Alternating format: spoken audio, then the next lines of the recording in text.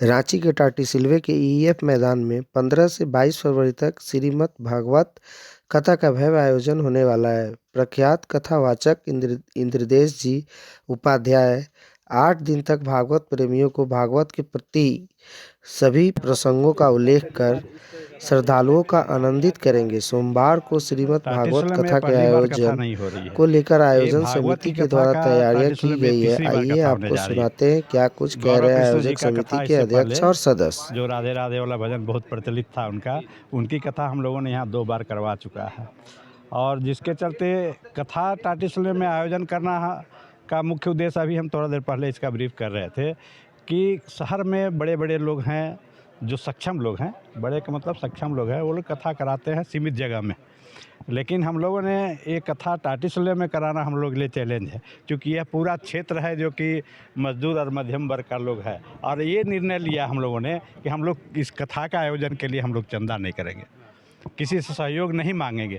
अपने आप यदि यह कार्यक्रम है जो कि जो कृष्ण से जुड़े लोग हैं, जो भक्ति भाव से जुड़े हुए लोग हैं, वो लोग जुड़ रहे हैं अपने से और अपने तरफ से कुछ रूप में लोग सहयोग करके ये कथा का आयोजन हम लोग कर पा रहे हैं। कथा का बजट निश्चित रूप से थोड़ा बड़ा है, आप देख रहे हैं, तो फिर भी हम लोगों ने हिम्मत से कार्यक्रम को करने का निर्णय लिया इस क्षेत्र में, ताकि इस क्षेत्र के लोगों को लाभ मिले।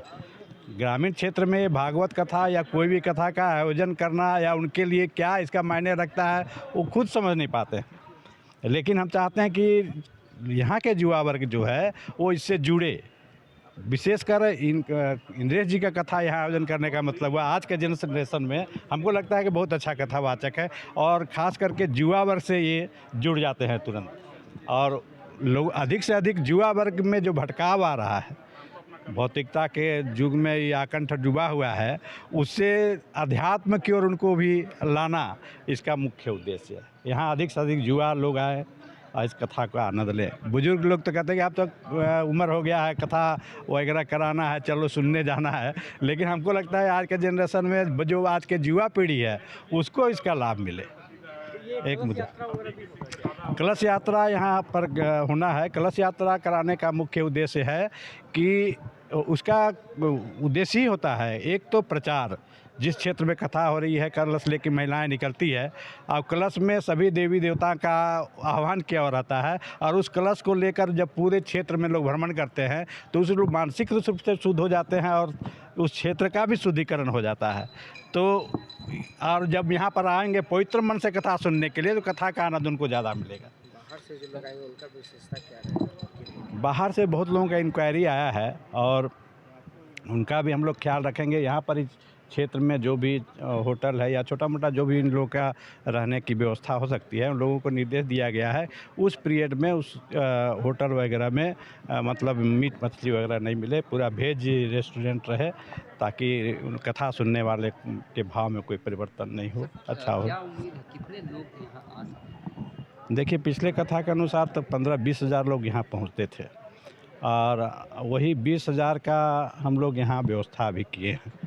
अगर ऐसा देखेंगे कि भीड़ बहुत अधिक बढ़ रही है तो ये पंडाल के अलावा हम लोग बाहर में भी बड़ा बड़ा एलईडी लगा के उसको चाहेंगे कि लोगों को कथा का आनंद मिल सके, ऐसा व्यवस्था हम लोगों ने किया है।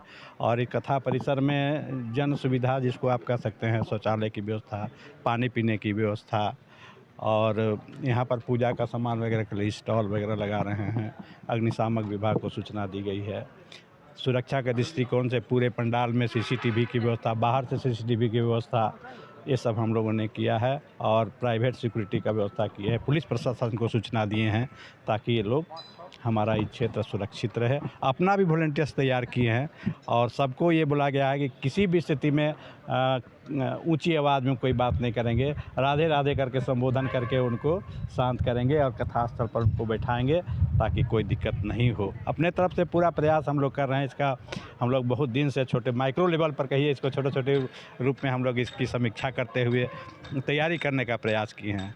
और आगे भगवान का मालिक कथा हम लोग का बढ़िया संपन्न हो जाए, आप लोग का भी सहयोग मिले। मेरा नाम राशेश्वर नाथ मिश्रा हुआ और इस आयोजन समिति के हम अध्यक्ष हुए, और पूरे टीम को ही हम मान के चलते हैं कि सभी लोग पूरे तन मन धन से लग कर इस कार्यक्रम को अंतिम रूप देने के लिए तैयार हो रहे हैं। तैयारी है आप लोग का और कब से ये कार्यक्रम है? श्रीमद् भागवत कथा आयोजन समिति द्वारा श्रीमद् भागवत कथा का आयोजन करवाया गया। ये आयोजन 14 फरवरी को कलश यात्रा से शुरू होगी। 15 फरवरी से कथा का प्रवाह चलेगा। 22 फरवरी को दोपहर में यह कथा का समापन होगा। 15 फरवरी से जो कथा होनी है उसके लिए ये पंडाल का निर्माण किया गया है, जिसमें अंदर में 7 से 8 हज़ार लोगों के बैठने की व्यवस्था है। उसके अलावा बाहर में भी 7 से 8 हज़ार लोगों की बैठने या खड़ा होकर सुनने की व्यवस्था है। अंदर 6 LED स्क्रीन होगा, जिससे किसी को भी कथा सुनने में तकलीफ नहीं होगा। बाहर में एक बड़ा LED स्क्रीन अभी लगवाया गया है। बाहर का कैंपस पूरा साउंड सिस्टम से लैस रहेगा। कोई कथा स्थल में किसी कोना में आप खड़ा होंगे तो आपको कथा सुनने में और देखने में कोई परेशानी नहीं होगा। इसके अलावा 10 स्टॉल पीछे लगाया गया है, जिसमें धर्म से रिलेटेड जो चीज़ें हैं वो बेचने वाले कुछ वृंदावन से, कुछ इस्कॉन से और अलग अलग जगह से लोग आ रहे हैं, जिसका लोग लाभ ले सकते हैं। उसके अलावा है यहाँ जो मंच का साइज़ आप देख रहे हैं वो 70 बाई 32 फुट का है, जो काफ़ी बड़ा है, ताकि पीछे के लोग को भी देखने में तकलीफ़ ना हो। पीछे का एरिया खुला रहेगा ताकि अगर भीड़ बढ़े तो और पीछे हम लोग एक्सटेंशन कर सकते हैं। इसके अलावा हम लोग शौचालय का व्यवस्था की, क्योंकि पब्लिक का गैदरिंग बहुत ज़्यादा होगा, तो 4 बड़े बड़े वाहन जो नगर निगम से आते हैं वो लगा हुआ रहेगा। उसके अलावा हम लोग भी 2-4 और बाथरूम भी हम लोग बनवा रहे हैं। पानी पीने के लिए हम लोग प्रॉपर अरेंजमेंट कर रखे हैं। पूरा कैंपस में पानी पीने का व्यवस्था होगा। फ्री चाय का भी व्यवस्था है, किसी सज्जन ने कहा है तो वो फ्री चाय भी यहाँ लोगों को मिलेगा। मेडिकल कैंप होगा और एक ब्लड डोनेशन कैंप भी यहाँ लगा हुआ होगा। 8 दिन पूरा ब्लड डोनेशन कैंप रहेगा। जिनको भी डोनेट करना हो भक्ति भाव से या इंसानियत के भाव से वो ब्लड डोनेट कर सकते हैं। अच्छा, ये कथावाचक कौन है? ये कथावाचक हैं इंद्रेश जी उपाध्याय। ये कृष्णचंद्र शास्त्री, जिनको ठाकुर जी बोलते हैं वृंदावन के, वो 50 सालों से कथा कर रहे हैं। ये उनके पुत्र हैं इंद्रेश जी उपाध्याय। आज के डेट में जो हमारे यंग जनरेशन है वो सोशल मीडिया से बहुत इन्फ्लुएंस होते हैं। ये एक ऐसे कथावाचक है जिनको यंग जनरेशन से लेकर बुजुर्ग तक, संत तक इनको बहुत प्रिय समझते हैं।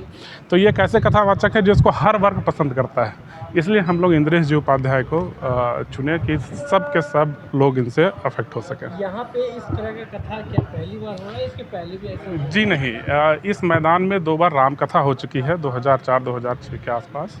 उसके बाद हम लोग श्रीमद् भागवत कथा आयोजन समिति के बैनर में 2014 में 21 जनवरी से 27 जनवरी गौरव कृष्ण गोस्वामी का श्रीमद् भागवत कथा करवाए थे। उसके बाद फिर 8 मार्च से 14 मार्च तक श्रीमद् भागवत कथा का आयोजन हो चुका है 2 बार। ये तीसरी बार भागवत 2016 में। क्या उम्मीद है यहाँ पे कहाँ से लोग आएंगे? देखिए, हमारे पास जो फ़ोन कॉल्स आ रहा है उसमें लोकल के अलावा आसपास के ज़िला हजारीबाग, रामगढ़, धनबाद, बोकारो, सिमडेगा, सब जगह से तो लोग आ ही रहे हैं।